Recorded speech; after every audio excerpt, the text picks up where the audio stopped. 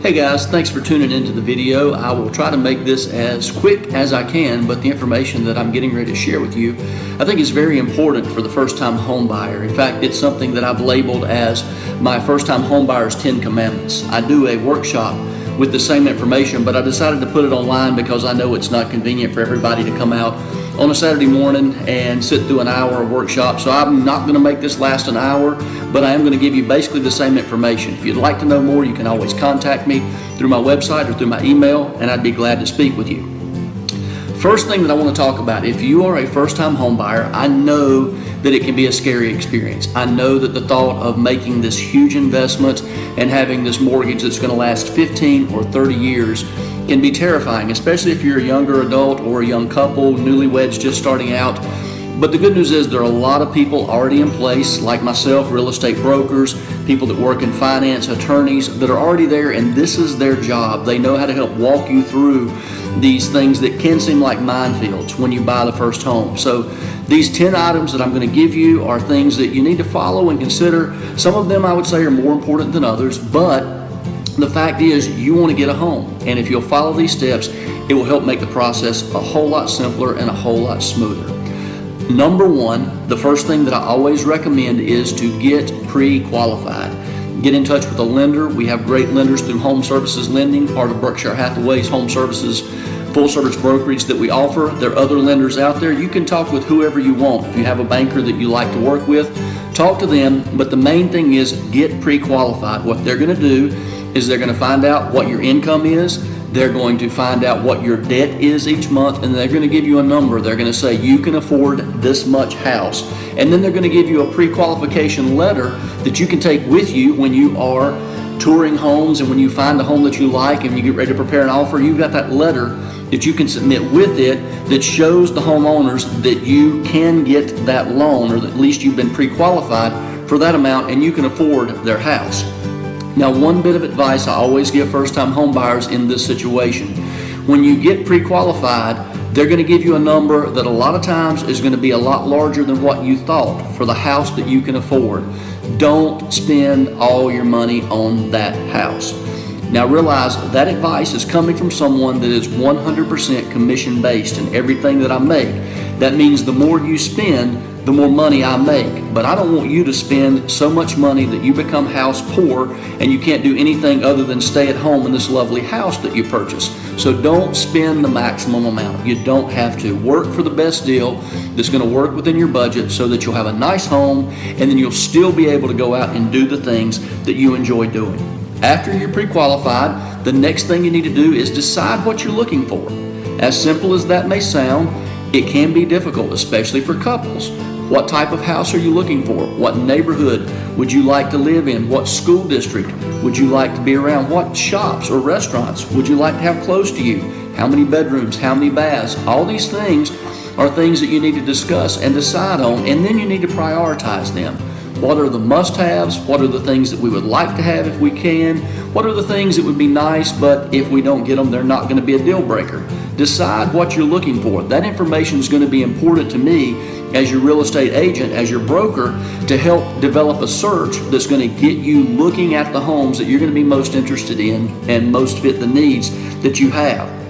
Once you've got that list together, once you give that to me, I can set up a search, and then you'll start getting search results that fit the criteria that you've given me.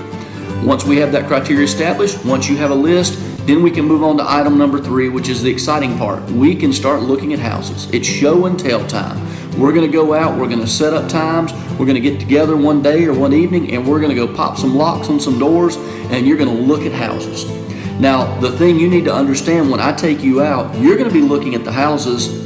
I'm going to be looking at you, and I'm going to be listening for things that you're saying, because maybe as we go through these homes, I'm going to notice that you're starting to refine some of the things that are on your list. Maybe you thought you needed a huge bonus room, but maybe now you realize bonus room may not be as important as a large master bath. So we can work through those things, and as we look at those houses, I'm going to start to see more and more about what you like, what you enjoy, and what you need. Once we find the perfect house, it takes us to item number 4, which is it's time to make an offer. North Carolina Standard Offer to Purchase and Contract, which is a form that you'll get as a sample when we start working together, you'll see is 14 pages long. And it's my responsibility to fill out all of those pages. But the big thing that you have to come up with is, what's the number that we put down for an offer? How much do you want to offer for this house that you found? Now, there's a strong chance that that first offer may not be accepted. The people that own the house may come back with a counter offer, and you may counter their counter offer, and they may counter your counter. It can go back and forth. You see how it goes. But the whole objective is to get to a point where we've got a number that you're happy with and the sellers are happy with, so that we have a deal. And once we are under contract, once everybody's signed that form, and once it's been communicated that everybody's in agreement, and we have a deal and it's time to move forward with a few other things. You'll need to get an attorney that's going to handle the closing, and I can help you with that. I have people that I work with on a regular basis. But the most important thing after you have this deal is to understand that in that contract, you've also agreed to what we call a due diligence period. This is something that North Carolina has to help protect buyers so that when they purchase a home, they have time to make sure that the home is what they want. This is the time in which you will hire an inspector. That inspector is going to go out and go over this home with a fine-tooth comb. They're going to make sure everything is okay structurally. They're going to make sure the heating and air systems, the plumbing systems work. And I'll be honest, if it's an older home, there are going to be some things that they find that are wrong. It may be nothing more than a switch plate cover is broken, or if it's an older home, it could be that the roof is almost to the point of the end of its life expectancy. Once we get all of this information, then we look over that inspection report and we go back to the sellers and we say, these are the things that the inspector have found that are an issue to us. We want to know what we can get done about them. Are you willing to make these repairs? Are you willing to give us cash in lieu of repairs? And it's during this due diligence period that you as the buyer can walk away from the transaction for any reason or no reason at all.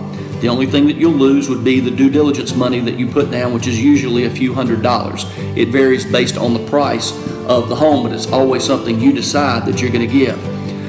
This is also the time in which you're going to get all of your financing secured. So if for some reason during this due diligence period something happens and you can't get your loan, you can back out for that reason. And like I said, you can back out for no reason. If a house 3 houses down the street comes on the market, you like it better, you can back out, lose your due diligence money, and put an offer in on that house. It's entirely up to you. But the due diligence period is designed to give you protection during the process so that you know that what you're purchasing is what you really want and that everything is in order with that. The next item, which is item number 7, we're up to number 7 so far, is have some fun. Once you're under contract, once everything's moving smoothly during due diligence period, it's time to start thinking about the move. Are you going to need to paint rooms? What colors are you going to want to paint them? Where's the furniture going to go? Where's the cat going to sleep? Whatever it is that you have to deal with, those are the things that you have to start thinking about. And it's fun, but it's also stressful because you have to line up the move. You have to get, friends in order, and believe me, sometimes when you're moving, friends can be hard to find. You need to rent the truck if you're going to get a truck to move. You need to line up all those things, but that's the fun time. That's when you're getting ready to close that deal and move into your brand new home.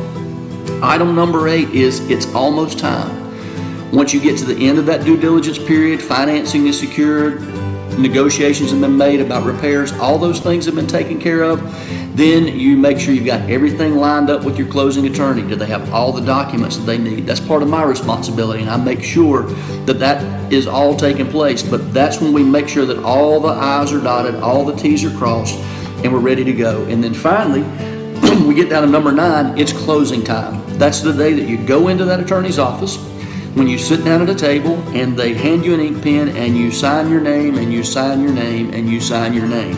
And when you think you can't sign your name or write your initials anymore, they'll hand you 20 or 30 more pages to do this with. But once that is all done, they will hand you keys and you will be a homeowner. In reality, the bank's actually the homeowner. You'll own a small portion of it, but you'll have the keys and you can go and you can move in to your brand new home, which brings us to item number 10, move in. It's yours. Paint the walls chartreuse if you want to. Put a big neon sign on the front porch. It doesn't matter because it's your home. that's a quick look at the 10 commandments for first-time homebuyers. If you got any questions, please contact me. You can email me, you can text me, or you can contact me through my website. And all the information is available right here at the bottom of the screen. So please get in touch with me. I would love to help you find your first home and help make your home buying dreams come true. Thanks again for listening. And again, if you have any questions, don't be afraid to contact me. I would love to help you in any way that I can.